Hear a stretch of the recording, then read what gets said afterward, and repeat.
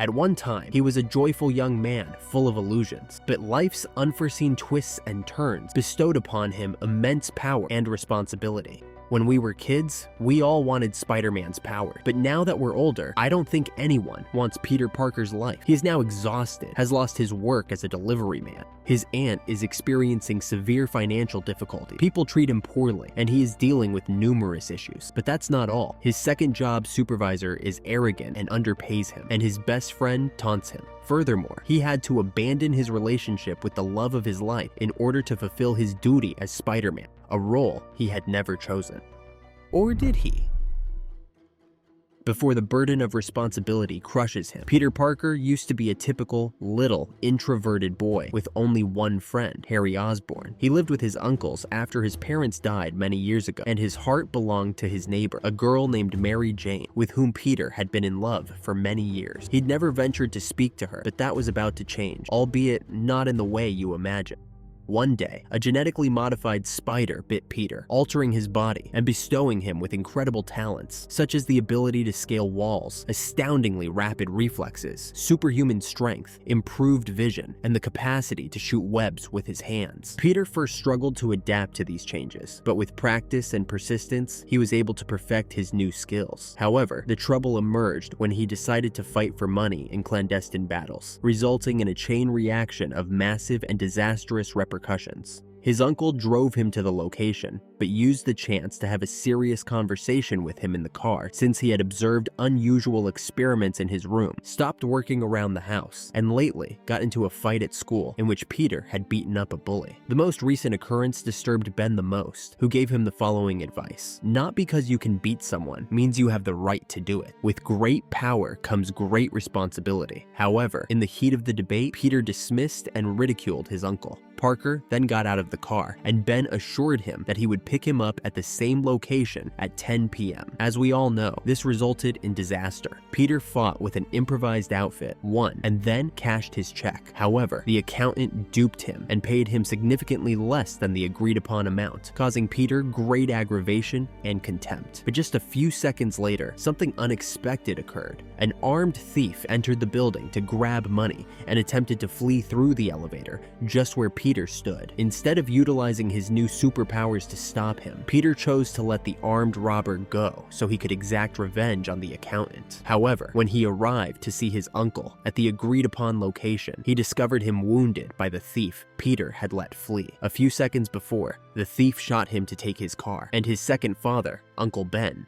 died in his arms. This fueled Peter's desire for vengeance. Using his new abilities, he tracked the thief and avenged his uncle by killing the man who had taken the person Peter loved the most. This act prematurely sealed his fate as Spider-Man, a role he had almost unintentionally assumed. Since then, he has dedicated himself to protecting citizens from theft and other threats. Keep this in mind because it will be important. The powers he did not want were combined with duties he did not want, but events bestowed them upon him unexpectedly and virtually involuntarily. In Peter's instance, pain and remorse drove him to do action that was not premeditated, but rather an intuitive reaction to extraordinary circumstances. With his Uncle Ben's final words, "With great power comes great responsibility," Peter felt an almost instinctual desire or obligation to use his powers for what he saw as justice or the common good. But here's the key idea. When an obstacle is not voluntarily faced, it turns into a punishment. Remember this, because it is about to make sense. Spider-Man rapidly made him a celebrity. Some people admired him, while others despised him. Among his adversaries was J. Jonah Jameson, the director of a well-known newspaper, who launched a hostile propaganda campaign against Spider-Man, defaming him and twisting the facts. The irony is that Peter began photographing himself as Spider-Man in order to supplement his income and sold the images to the same newspaper that slandered his previous life. But on the other hand, Norman Osborn, Harry's father, provided Spider-Man with his first major test. Norman Osborn was a multi-millionaire businessman who led Oscorp, a major scientific and technological enterprise. Oscorp was working on an experimental serum aimed at creating superhumans with increased strength and skills. However, under military pressure and the desire for quick results, Norman made a hasty choice and injected the serum into himself without proper safety precautions. The medicine worked, but it had side effects that altered his psychology and resulted in a split personality. The schism was so severe that he appeared ignorant of the deeds of his new alter ego, the Green Goblin, an impulsive and vicious creature. During these events, Peter's friend began dating Mary Jane Watson, the girl Peter loved. This profoundly wounded Peter, but he had no alternative but to accept the situation while remaining in contact with Mary Jane. He maintained friendships with both. At this point, we see that Peter Parker is known for enduring sorrow and disappointment in silence. His refusal to confess his affections for Mary Jane or to tell his aunt what happened the night Ben was murdered illustrates his overall inclination to internalize his pain. This tendency extends to his identity as Spider-Man, in which he takes on the responsibility of protecting the city, frequently at the sacrifice of his personal well-being and happiness. This pattern of carrying the weight of duties and others' acts is a two-edged sword. On the one hand, it exemplifies admirable strength and resilience, characteristics of a hero. On the other side, this inclination might have a detrimental impact on his mental and emotional health, including increased anxiety and tension.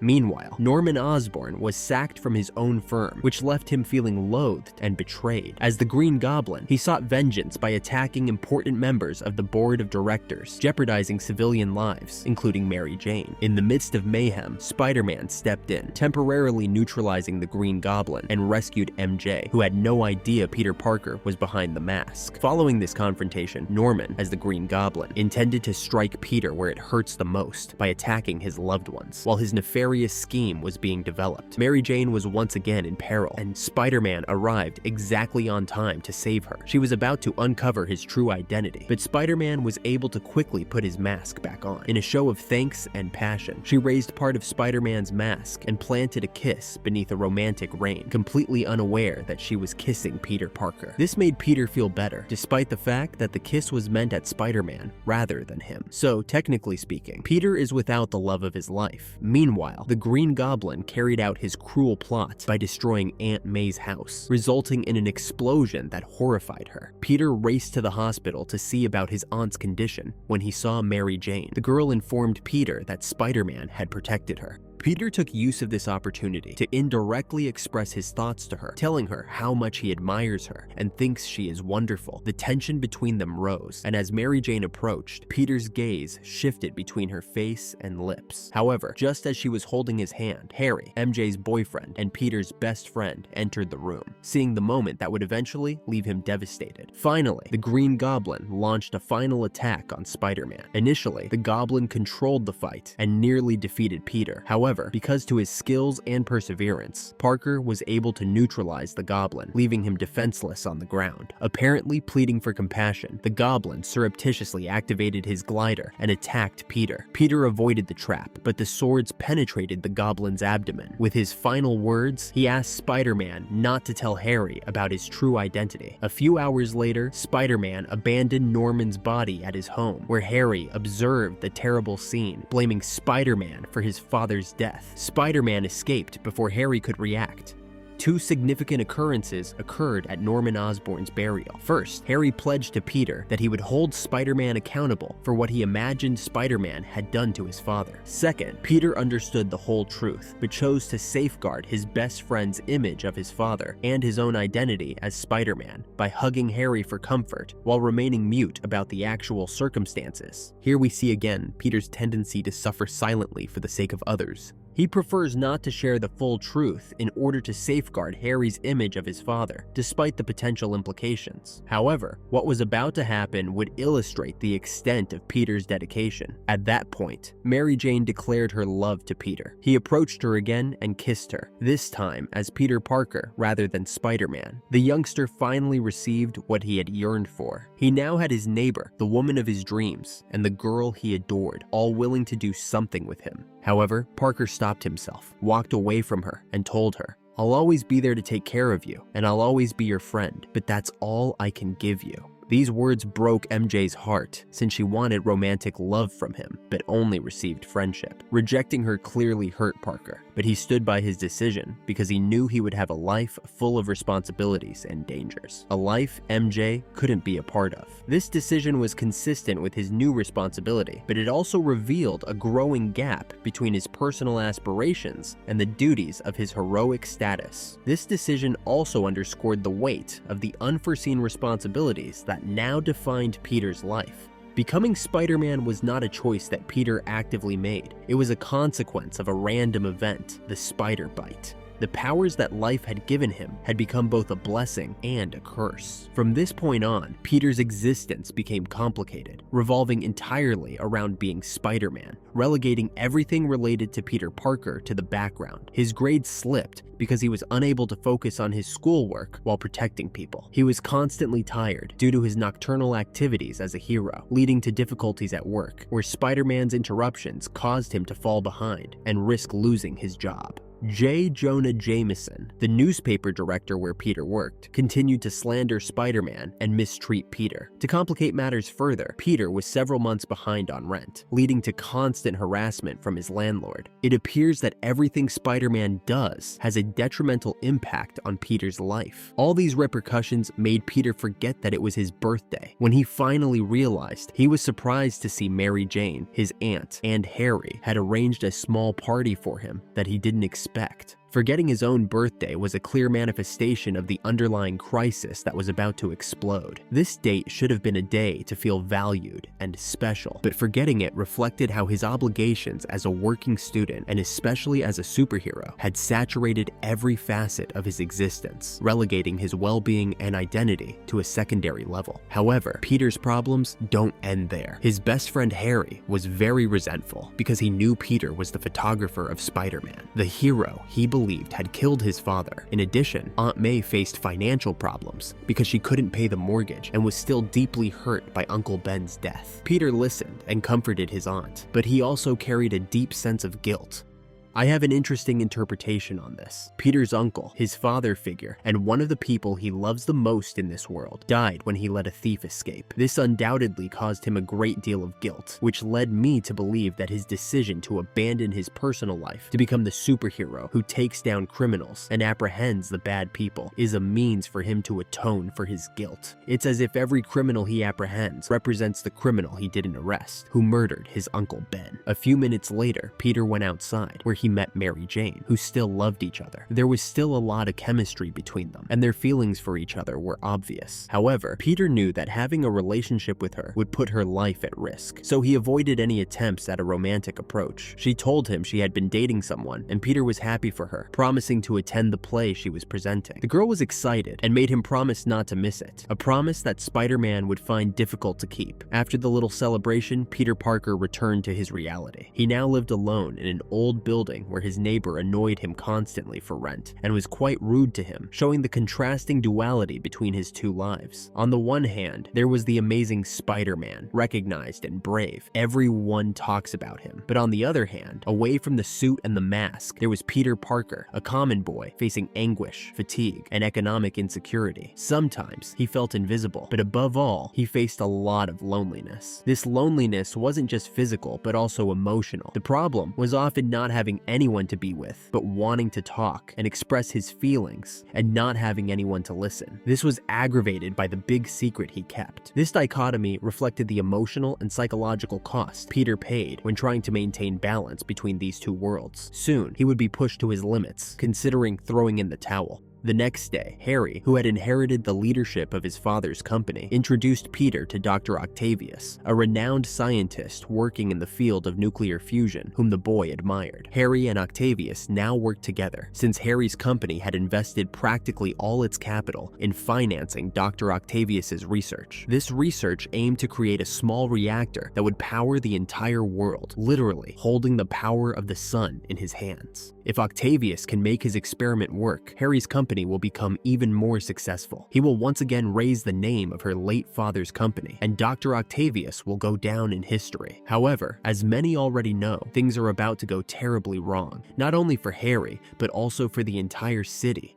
At night, Peter washes his clothes and prepares to see his beloved Jane's play. However, when he realizes his clothes have been stained red and blue, he feels frustrated, but this detail will make sense later. Parker changes clothes, looks in his closet, and chooses between his two suits, representing his two lives. He puts on his jacket, takes the ticket to Jane's play, buys a bouquet of flowers, well, just 3 flowers, and leaves on his motorcycle. In the dressing room, we see that MJ is especially nervous and excited tonight because Peter is going to see her perform for the first time. But on the way to the play, heroic duty calls Peter by surprise, and he, as usual, has to answer the call to stop a robbery and rescue a couple of lives, which delays him quite a bit. The problem is that when Peter arrives at the theater, the guard at the entrance denies him access since no one can enter after the play has started. Peter tries to talk to the guard, but he practically makes fun of him and doesn't let him in. So Peter decides to wait for MJ outside to talk to her when the show ends. When the presentation ends, MJ comes out, and Peter tries to get closer to her. However, before he can move forward, he sees a man approach her, kiss her, and take her away to dinner, which leaves Peter with a broken heart and a deep burden of conscience for once again disappointing the woman he loves so much because of his obligations as a superhero. It is from this event, with its strong emotional repercussions, that Peter begins to experience chronic failures and difficulties with his powers. The first of these is the inability to shoot webs, which causes him to be injured when he falls onto a roof, injured, heartbroken, without powers, and with his scooter destroyed. Peter returns home, reminded by the walls of the person he has failed so much. Do you remember what I told you about his clothes stained blue and red? This detail symbolizes how the responsibilities and pressures of his life as a superhero have begun to stain even the most intimate aspects of his personal life and the small but significant aspects of his daily life. The day of Dr. Octavius's nuclear reactor presentation finally arrives. He organizes a small event so that scientists and investors can witness it. However, it is about to become a tragedy. The doctor explains that to create this project, he has developed robotic arms that assist him in the operation of the machine. These arms are connected to his brain, allowing the doctor to control them as if they were part of his own body. A woman questions the doctor's technology, warning that the advanced artificial intelligence of the arms could end up controlling him. The doctor responds that this is impossible because he installed an inhibitor in his neck that protects his neural functions. Then, the attention focuses on the main attraction, the reactor. The fuel for the project is an expensive material called tritium, of which there are only 12 kilograms on the entire planet, making it very costly. However, Harry Osborn's company has financed this project, making its execution possible.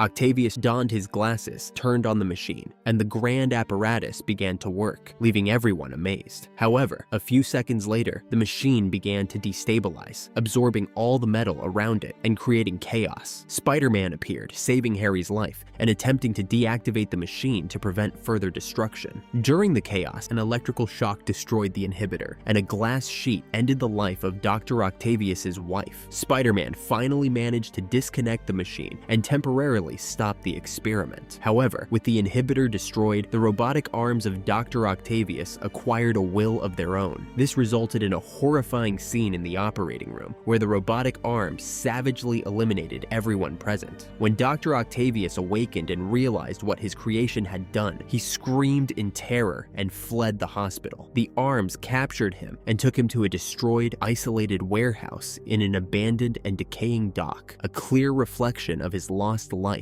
and his mental state. He had lost his wife and the project of his life, but this pain was eclipsed by a voice speaking inside his head, the result of the artificial intelligence that had seized control of his thoughts, pressing him to rearm the reactor. With no money in that place, they'd have to start thieving. Meanwhile, the director of the newspaper urgently asked Peter to quickly take photos at a nighttime social event celebrating an important man. Peter agreed, as he desperately needed the money, and shyly asked Jameson for an advance advance payment. The director tersely replied with a no. Later, Peter accompanied Aunt May to the bank to try to secure a loan and prevent them from losing their home. Despite their negotiations, the executive at the bank informed them that he couldn't approve the loan. At that moment, Dr. Octavius burst into the bank to steal, endangering Aunt May's life. Peter quickly intervened to save her, and then discreetly put on his Spider-Man suit to confront the danger. The fight with Octavius initially seemed to favor Peter, but his powers began to fail him, and Octavius knocked him down with a bag of coins. The battle continued onto the streets, where Octavius captured May and fled with her in his tentacles, scaling a building. Spider-Man faced Octavius in a brief but intense fight, rescuing May and causing Octavius to flee. He left behind a trail of destruction, having achieved his goal of acquiring money for his evil plan. As night fell, Peter prepared to attend the event to take photos, but this night would bring several blows to his life as Peter Parker. His best friend, Harry, was drunk, trying to cope with staining his family's name and losing all their fortune due to a bad investment. Additionally, Peter's boss berated and belittled him, demanding that he capture photos of him and his wife with the most influential people at the event. To make matters worse, the event's host announced the arrival of John, the renowned man being celebrated that night, who was accompanied by none other than Mary Jane. The audience applauded, but Peter was in shock and heartbroken at the sight of Mary Jane, and certainly he had rejected Mary Jane, but not out of love, but out of his duty and to protect her. However, this noble motive did not lessen Peter's pain. Instead, it intensified it. As he saw her with someone else, Peter didn't just feel an emptiness in his chest, but also a mixture of helplessness and potential humiliation. He stood there as a mere spectator, a photographer capturing the happiness of others, while his own personal sacrifices remained hidden and misunderstood. He was the one who had kept the city at peace, saved hundreds of lives, and deserved recognition, yet he remained anonymous. He felt sadness for the loss of his love, frustration at his helplessness in the face of circumstances, and humiliation at seeing Mary Jane with someone who represented everything he couldn't be due to the responsibilities he carried as Spider-Man. Later, Mary Jane approached Peter to talk, but expressed her deep upset and disappointment with him for not attending the opera as he had promised. Trapped by his secret double life, Peter was left speechless, unable to reveal the true reasons for his absence. Frustration and helplessness at not being able to share his reality with Mary Jane were visible on his face, which was on the verge of tears. However, this was only the beginning of a night that was about to get worse.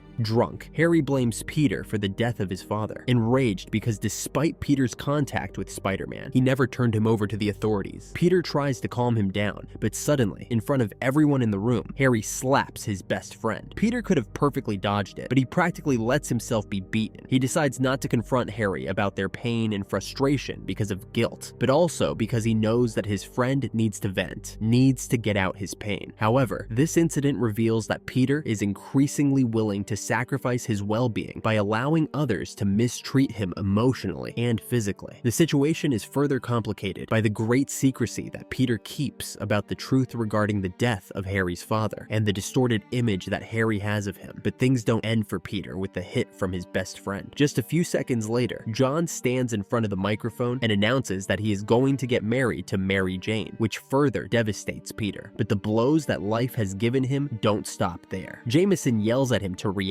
and take a photo of Mary Jane, the love of his life, getting engaged to another man. Peter, without any other choice, faces all these events that make the powers of Spider-Man weaken even more. He can no longer throw webs or climb walls, and his vision begins to blur again. This is a physical reflection of the psychological and emotional crisis that Peter Parker is experiencing. So confused about what's happening with himself, Peter visits a doctor who reports that he is physically in perfect health, suggesting that the problem is psychological. The doctor gives him some advice and tells him a phrase that changes everything for Peter. You always have a choice. This phrase has a profound impact on Peter, marking the first time he really contemplates and questions whether he wants the life he's been leading up to this point. Peter had never considered whether he wanted to be Spider-Man. He had simply taken on the role and responsibilities that came with its powers, driven by the belief that it was his duty to do so. The doctor's perspective opens Peter's eyes, making him see that despite the extraordinary ordinary circumstances, choice has always been in his hands. Back at home, Peter has a dream about his late Uncle Ben, who tells him that he must persevere because life has given him a gift, a great power, which comes with huge responsibility. Peter responds, "No, I want to have my own life. I'm just Peter Parker. Spider-Man is over." It's crucial to note that a dream is never simply a dream, and it's rather fascinating that this dream with Uncle Ben occurred immediately following his talk with the doctor, who introduces Peter to the prospect of choosing his own path. This dream can serve as evidence of the interpretation I did a few moments ago. Peter, in his role as a superhero, is rooted in guilt for not having saved his Uncle Ben. So, when he dreams of him telling him that, it's like if it were his fault personified, telling him, "You must go on." When Peter wakes up, he goes out into the alleys with his suit and throws it into a trash bin, abandoning this task that had been consuming and invading all areas of his life as Peter Parker. Let's remember that a sacrifice that is not assumed voluntarily ceases to be attractive. It becomes a weight, an obligation, and just as this was what happened to Peter. However, this weight has become unsustainable for what has been decided to discard it.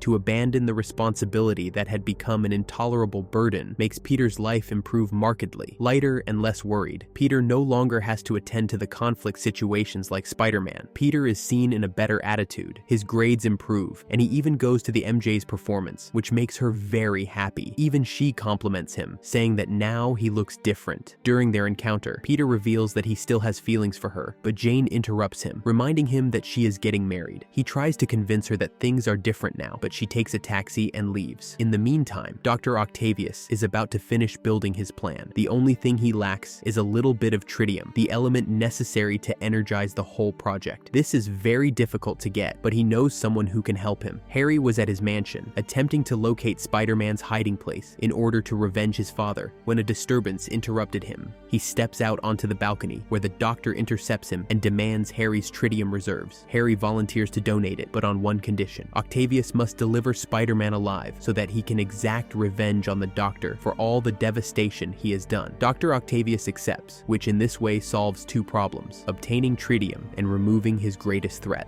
But before leaving, Octavius asks how he will find Spider-Man, to which Harry replies that his friend Peter Parker has contact with him, so he'll know where to find Spider-Man. Peter accompanies his Aunt May to visit the tomb of her husband Ben. He sees that the woman who is like his mom is still very affected by what happened and has not overcome the incident. Seeing this causes Peter to feel a deeper sense of guilt that becomes intolerable to endure. So, once at home, he decides to tell his Aunt May the truth with the next words, "I am responsible." At first, May does not seem to give it much thought, but as Peter tells her what happened the night Uncle Ben was murdered, the woman's expression changes. With a lost look, Peter tells her, "I could have stopped him, but revenge blinded me, and I did nothing." He tries to shake her hand, but May removes it, gets up from the table, and leaves. It is just from this moment on that Peter begins to notice the consequences of leaving his role as a superhero. Peter has just understood that decisions, or the lack of them, have real and often serious consequences. This recognition has made Peter learn the power of action in the face of passivity. Remembering the death of his Uncle Ben in this context reminds him that when you have the capacity to carry out a change or make a difference, that is, a great power,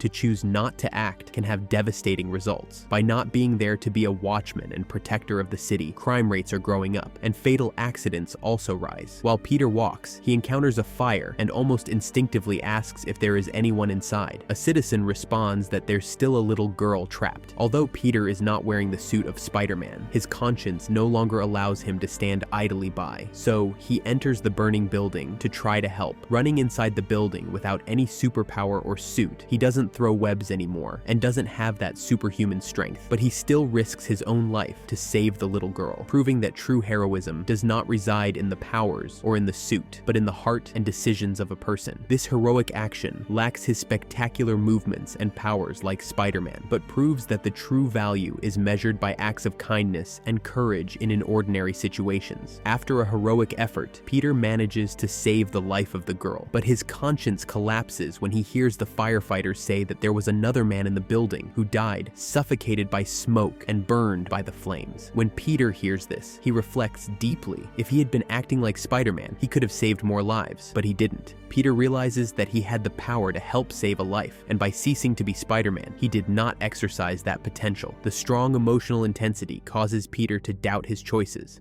Then, the boy visits his Aunt May, who is moving due to not being able to continue paying their mortgage. The boy arrives cautiously because he thinks that her aunt is still angry, but it's not like that. She tells him that was very brave to tell her the truth and gives him a hug. At that moment, a little boy named Henry, who is helping May pack for the move. Knowing that Peter takes photos of Spider-Man, Henry asks him where he is, and Peter replies that Spider-Man quit because he wanted to try new things. The boy leaves, and May tells Peter something that causes him to think deeply. She tells him that people need heroes, brave, and sacrificial individuals who serve as an example for others, and adds, "I believe we all have a hero inside that keeps us honest and gives us strength to keep going, even though sometimes that means giving up what you want the most, even to our dreams." This interaction with Aunt May is extremely important to continue with the interpretation of Peter's guilt. We had said that this submergence was a superhero role is rooted in guilt because of Uncle Ben's death. That's why he did what he did, but he did it in a way obligatory. But after this interaction, where Aunt May exonerates him from guilt, Peter is able to free himself from that. If the person who could be seen the most sight, affected by the death of Uncle Ben, exempted him from this responsibility, then Peter takes a weight off his shoulders.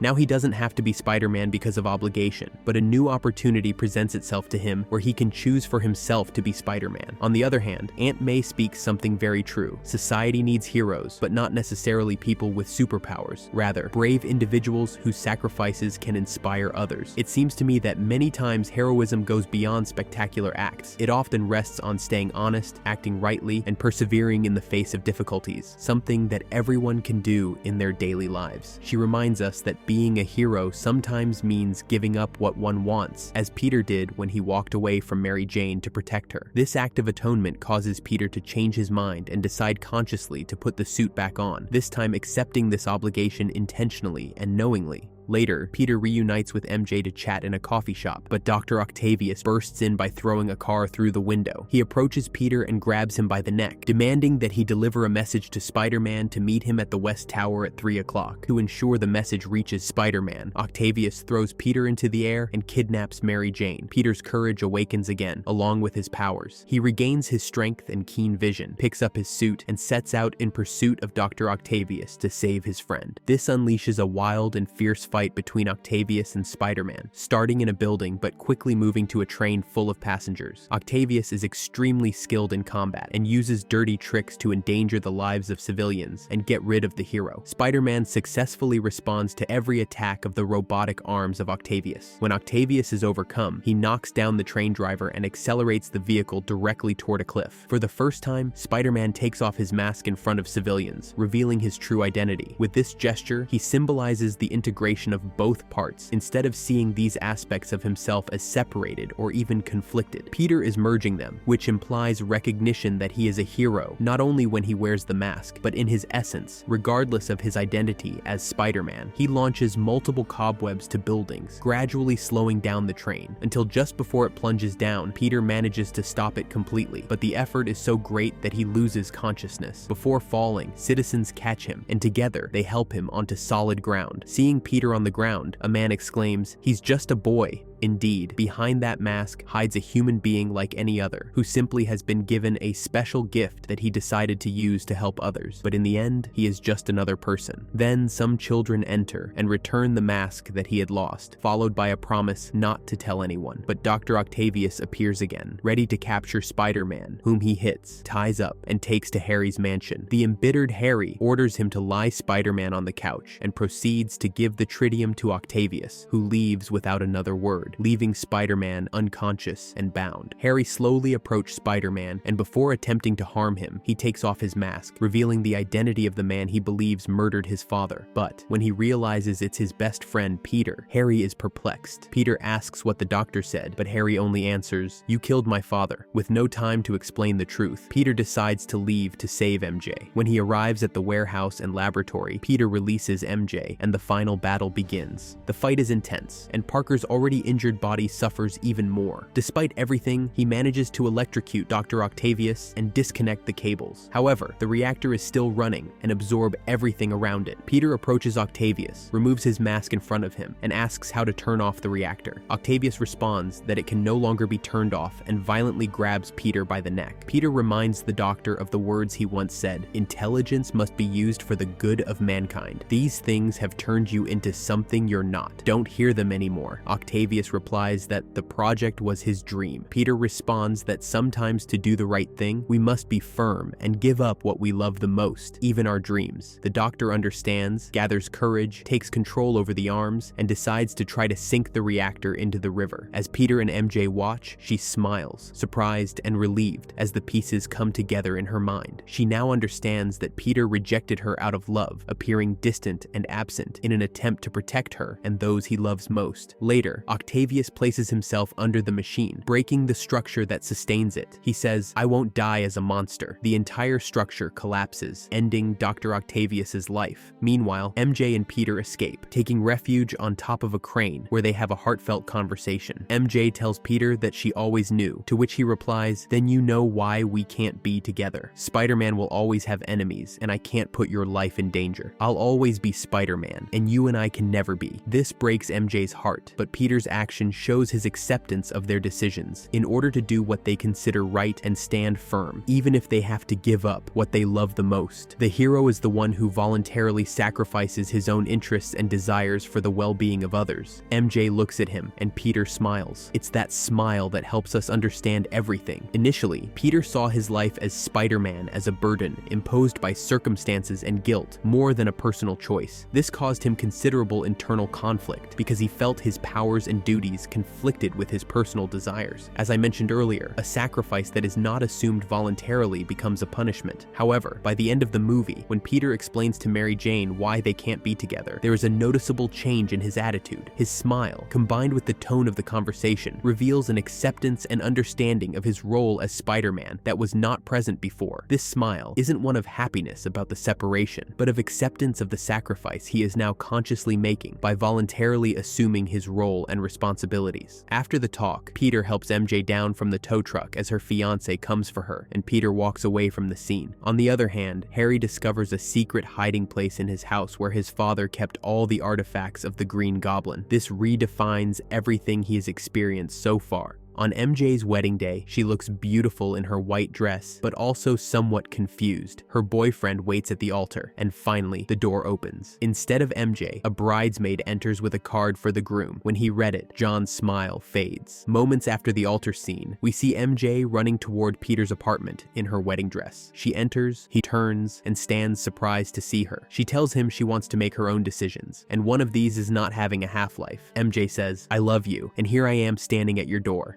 I've always been standing at your door." They merge into a kiss, but are interrupted by Peter's duty, which he happily attends to. In conclusion, I would like to return to the phrase, "With great power comes great responsibility." For the most part, power can present itself in various forms: social influence, personal skills, knowledge, or even the ability to impact the lives of others through our actions and decisions daily. The essence of Uncle Ben's phrase is that with each of these forms of power comes an ethical responsibility, the responsibility to use our power in a fair and considered manner for the common good. Remember, by using your power in whatever form it manifests, you can make a difference in someone's life. That act of kindness, that decision to extend a hand, can mean a whole universe of change for one person. And yes, helping just one person may not change the world, but for that person, for that human being, thanks to your help, the entire world will have changed.